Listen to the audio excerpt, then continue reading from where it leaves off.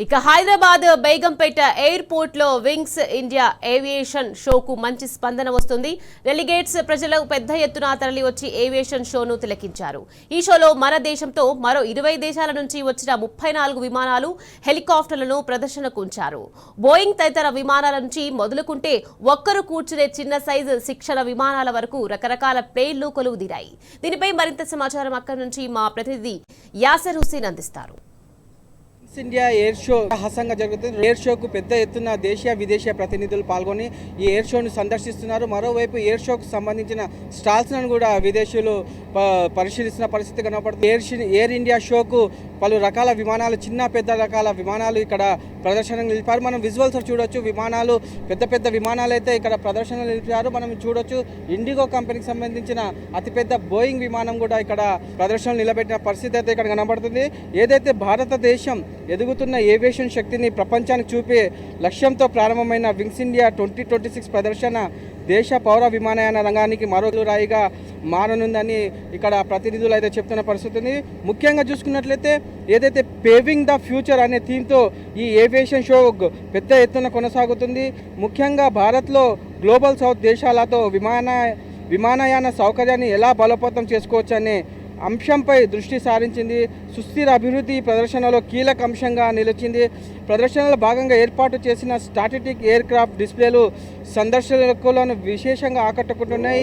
Air ఇండియాకు చెందిన తొలి line fit Boeing 7879 Dreamliner, air India express, Boeing 7378 విమానాలు భారతీయ ఎయిర్లైన్స్కు ప్రతీకగా ఇక్కడ నిలిచాయి. మరోవైపు రష్యాకు చెందిన యునైటెడ్ ఎయిర్ క్రాఫ్ట్స్ కార్పొరేషన్ రూపొందించిన ఇల్యూషియన్ IL-1143 తొలిసారిగా భారత్లో ప్రదర్శించడం అంతర్జాతీయ వర్గాల్లో ప్రత్యేక ఆసక్తిగా నెలకొంది.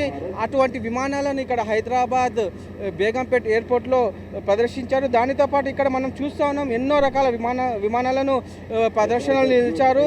ప్రముఖ విమానయాన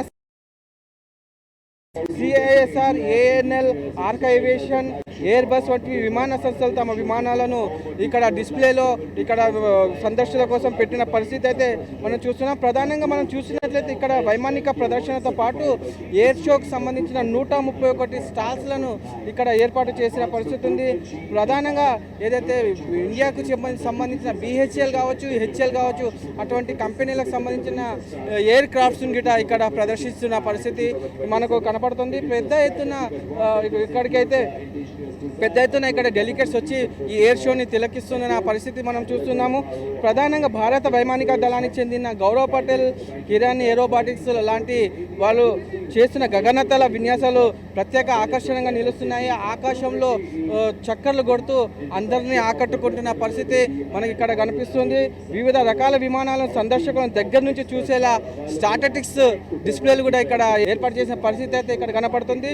ఈ ప్రదర్శనకు వివిధ దేశాలకు సంబంధించిన ప్రతినిధులు ఏదైతే దేశాలైతే Cambodia, Ghana, Russia, Singapore, London వంటి దేశాలకు సంబంధించిన 20కి పైగా దేశాలకు సంబంధించిన ప్రతినిధులు ప్రధానంగా ఇక్కడ పాల్గొన్నట్లు మనకు తెలుస్తుంది. ఇవన్నీ భవిష్యత్తు విమానయానంలో భారత్ను బాధ్యతాయుతమైన విమానయానాలు భారత్లో గ్లోబల్ భాగస్వామిగా నిలబట్టే దిశగా అడుగులైతే మనకు కనిపిస్తాం. మొత్తానికి చూసుకున్నట్లయితే ఏదైతే బేగంపేట్ ఎయిర్పోర్ట్లో ఎయిర్పోర్ట్లో ఏవియేషన్ వింగ్స్ ఇండియా ఏవియేషన్ అయితే అట్టహాసంగా జరుగుతుంది.